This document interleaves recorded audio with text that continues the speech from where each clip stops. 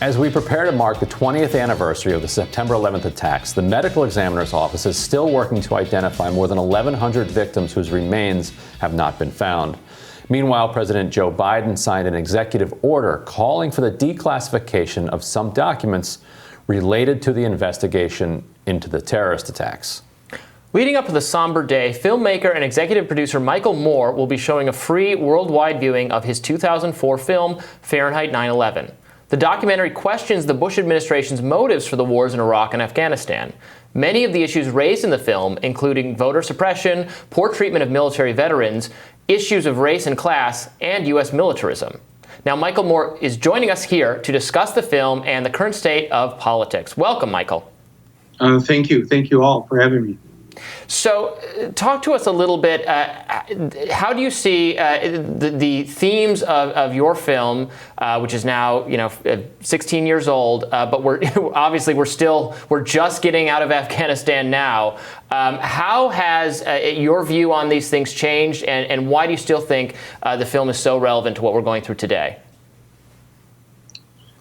Well, my views sadly haven't changed because I think we haven't learned many of the lessons I think we should learn from the attacks of 9/11 and our behavior, especially our behavior afterwards. So I think, unfortunately, the film is all too relevant at this point, and I think that we are in a different place in the sense that we have a president who has kept his word. None of this is surprising. He told all of us during a year-long campaign he was going to do this. And it's kind of rare to have a politician, once elected, to actually do what they said they were going to do. And in this case, remove our troops from Afghanistan and end our war there. So he has done that, and he has done it in a way that I'm still flabbergasted that he pulled this off with such grace and precision and safety. Everything that we've been told by the media, the mainstream media, the pundits who did nothing but spend weeks criticizing his exit from Afghanistan, I don't get it. Because A, he followed through on what he said he was going to do. B, he and his team negotiated somehow, and we'll learn the story, I hope, sooner rather than later. They negotiated with an enemy that we've been killing for 20 years, the Taliban.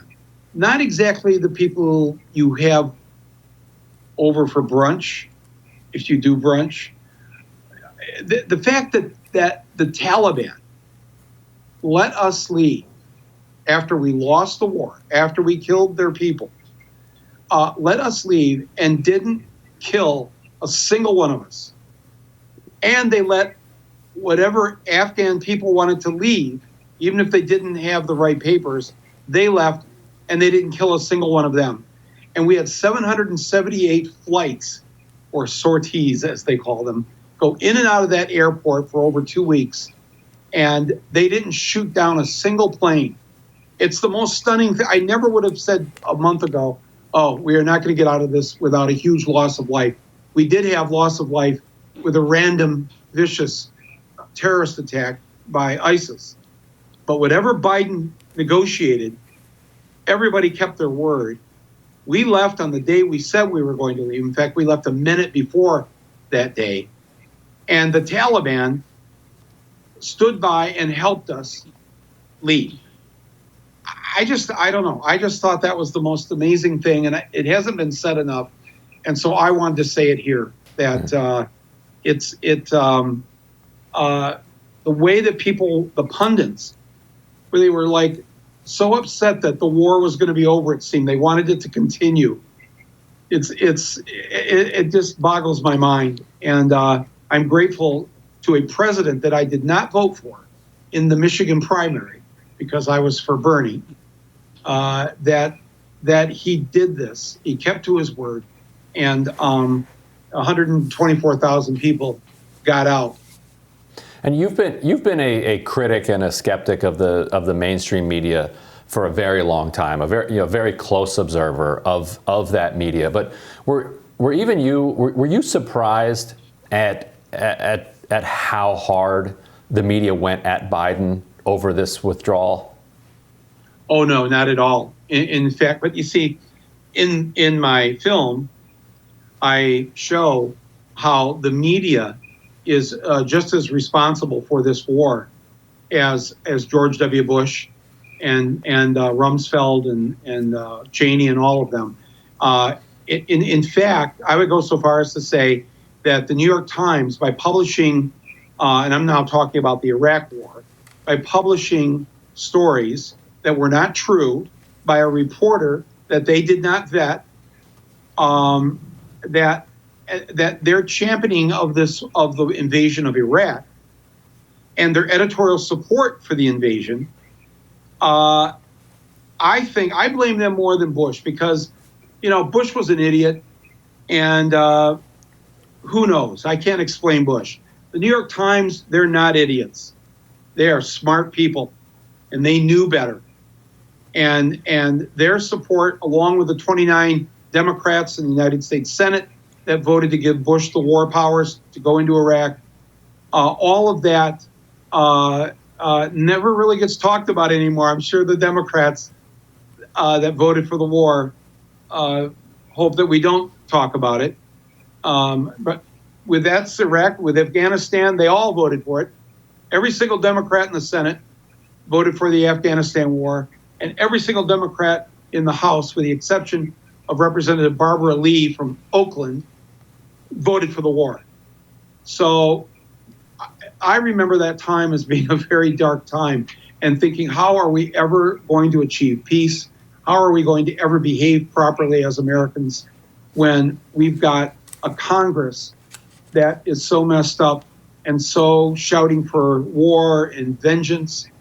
And so I'm not surprised that the media is having their toy taken away from them, and they want to blame Biden.